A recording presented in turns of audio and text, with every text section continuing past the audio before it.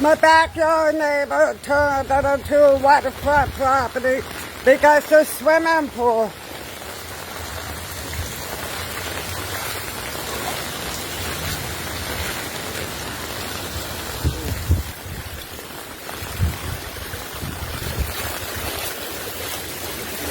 I made a trench.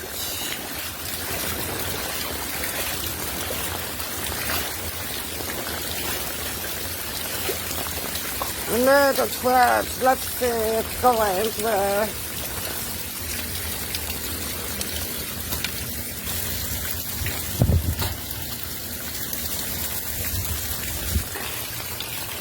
Really?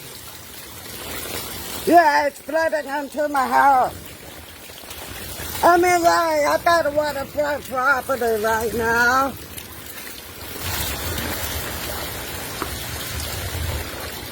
If this is the third time they have not rained or cooler.